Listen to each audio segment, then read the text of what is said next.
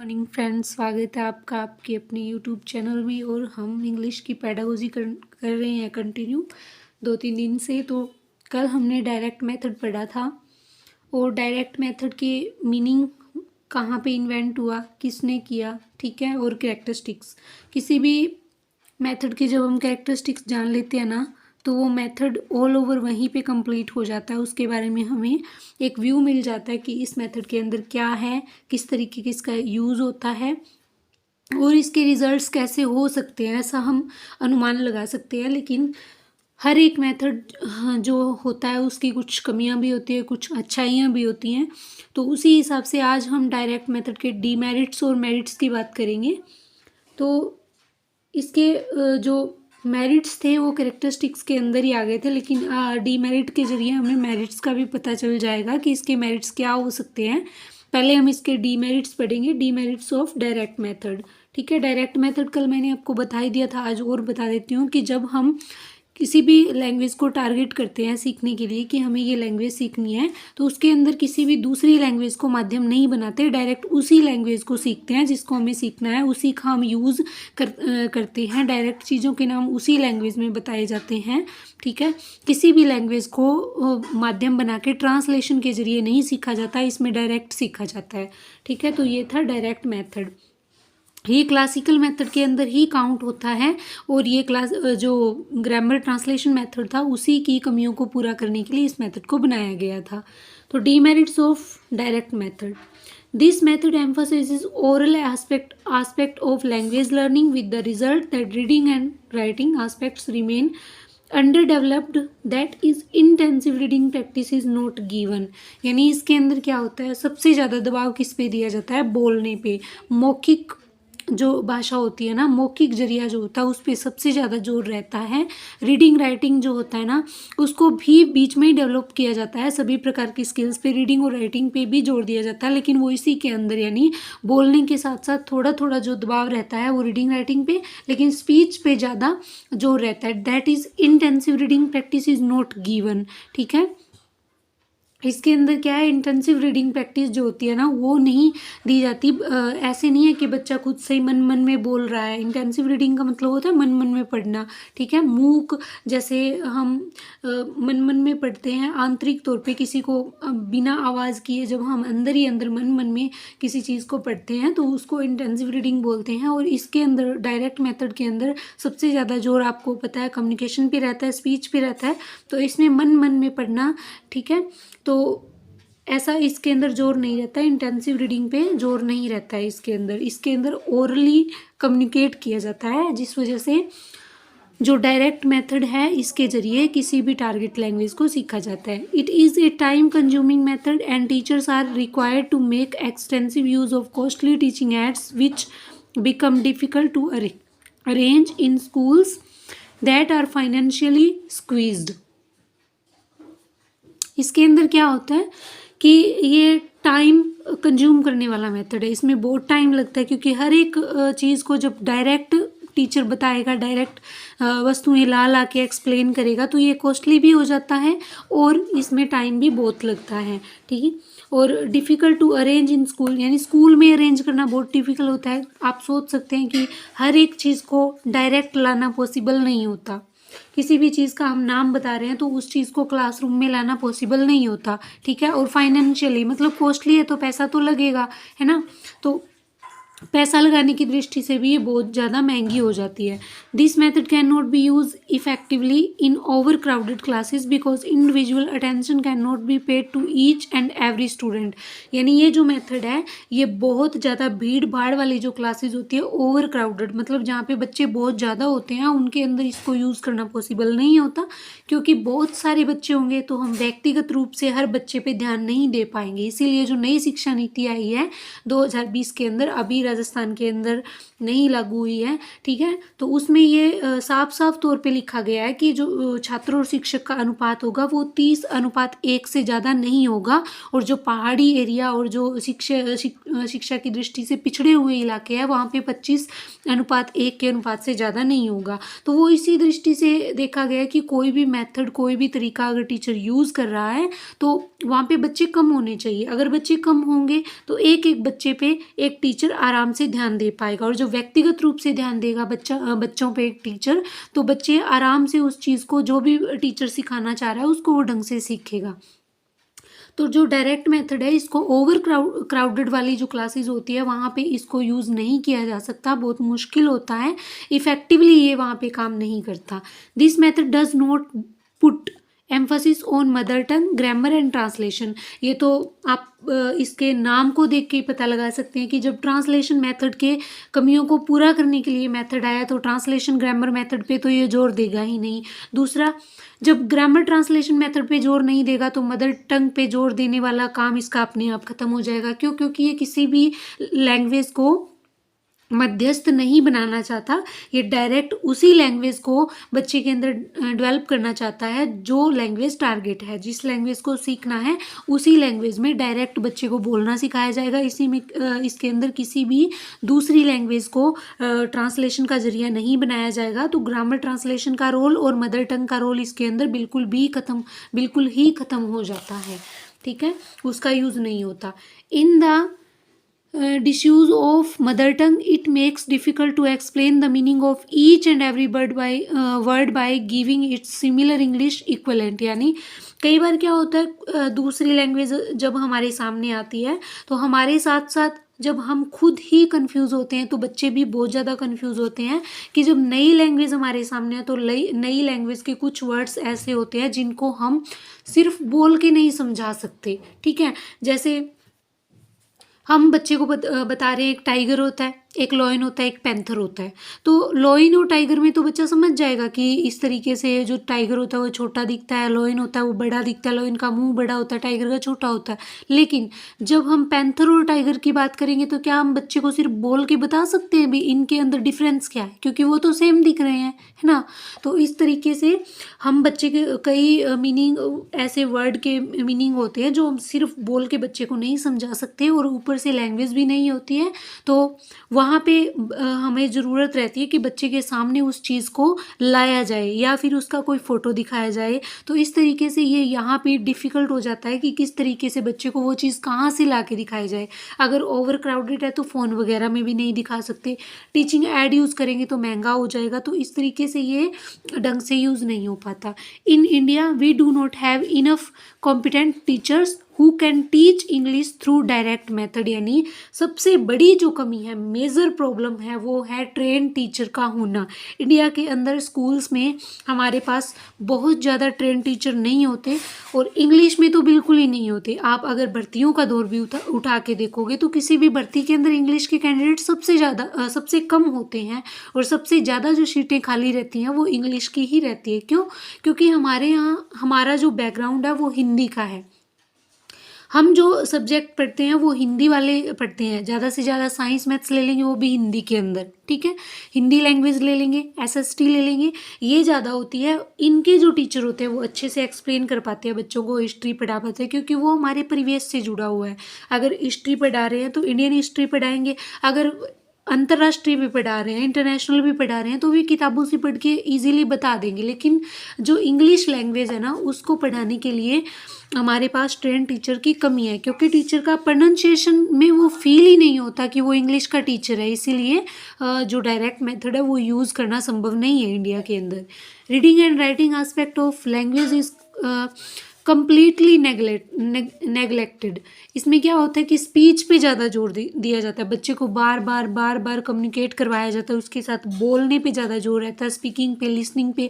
Teacher को सुनो फिर बोलो, सुनो फिर बोलो। इसीलिए जो पढ़ने की उसकी, आपको पता है मन में तो पढ़ने ही नहीं दिया जाता। इसके अंदर क्या है, जो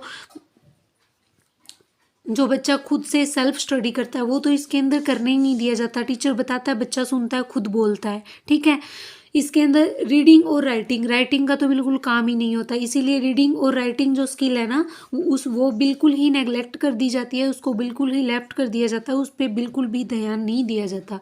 there is come focus on the oral language, intense speech practice and target language.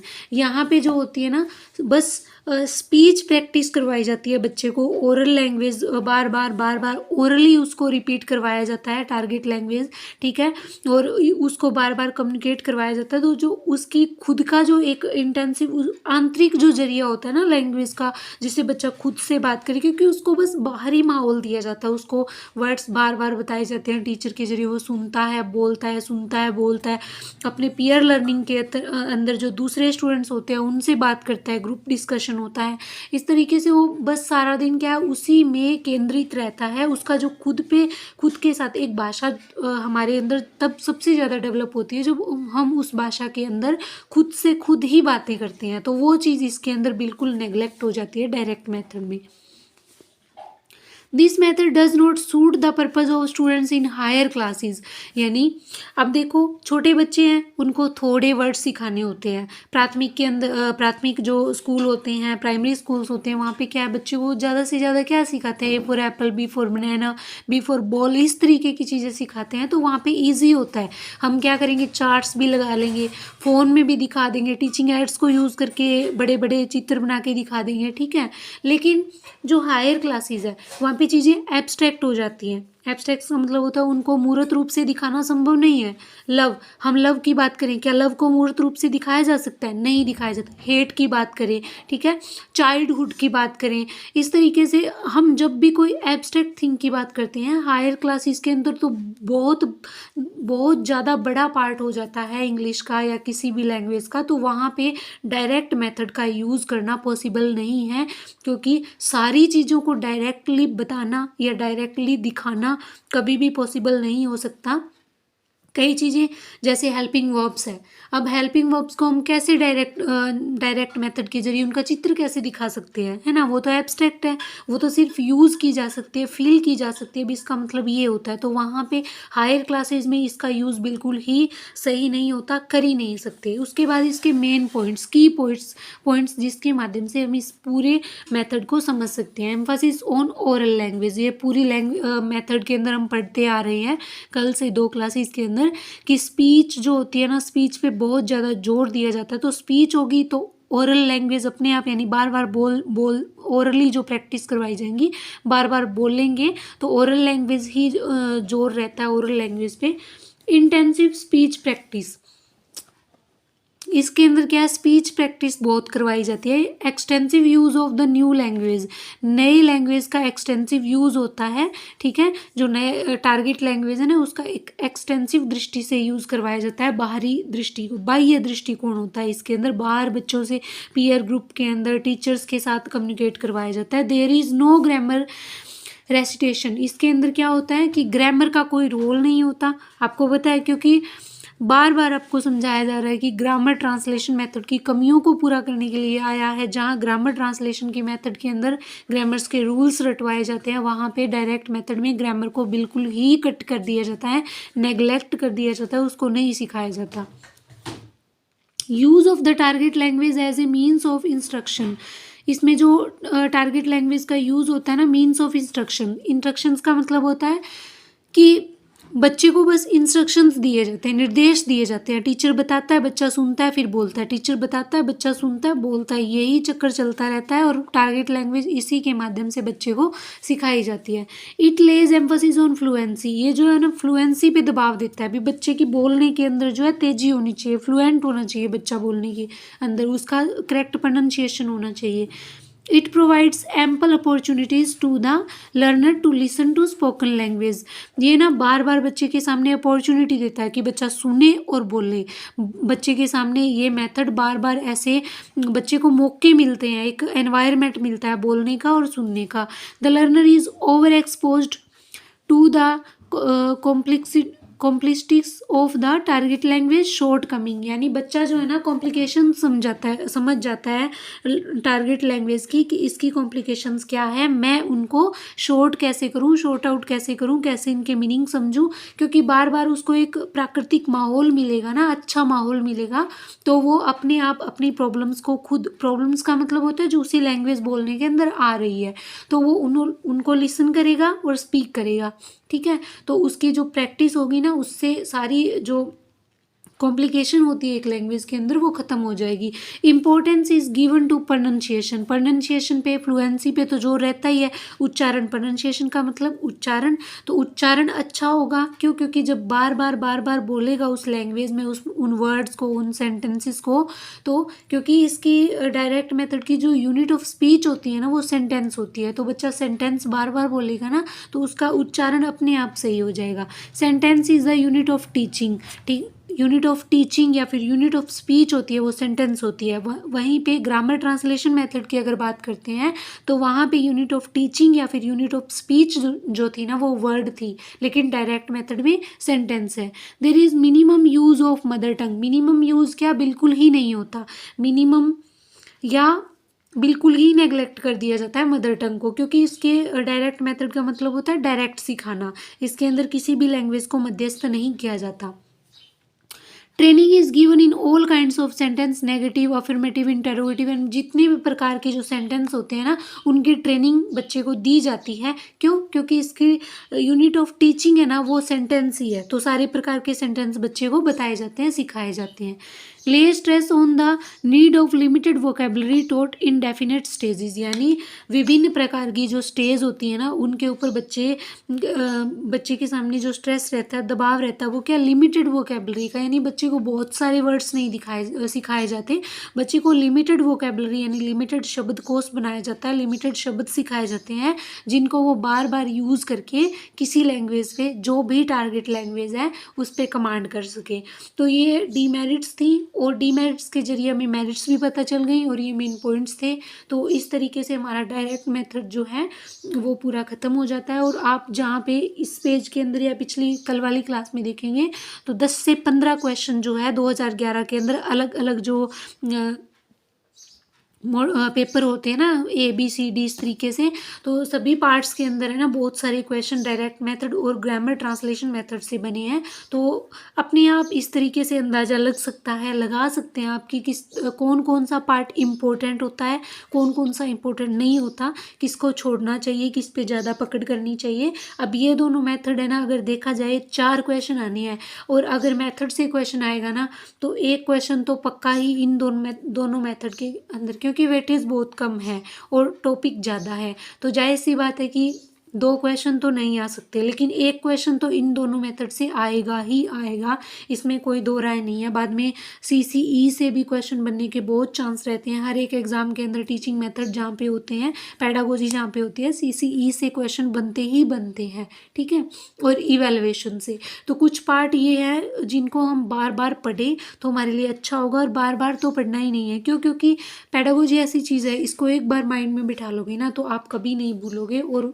On the spot question हल करना पड़ता है इसका, क्योंकि किसी भी बुक से क्वेश्चन नहीं आता, व्यवहारिक क्वेश्चन होता है, पढ़ने के बाद पता चलता है कि इसका उत्तर क्या हो सकता है। तो ज़रूरत इतनी रहती है कि पेडागोजी को रटने की बजाय समझा जाए। तो मैंने बहुत कोशिश की है इनको पढ़ाते टाइम कि बहुत ही ईजी तरीके से आपको समझाया जाए। तो नेक्स्ट वीडियो में मिलते हैं नेक्स्ट मेथड के साथ, ठीक है, और मेथड बहुत कम है इंग्लिश के पेडागोजी के। और तब तक वीडियो को शेयर कीजिए, चैनल को सब्सक्राइब करें और अच्छे से इसको पढ़ें, देखें। एक बार नहीं सही समझ नहीं आए तो दूसरी बार देखें। थैंक यू, जय हिंद।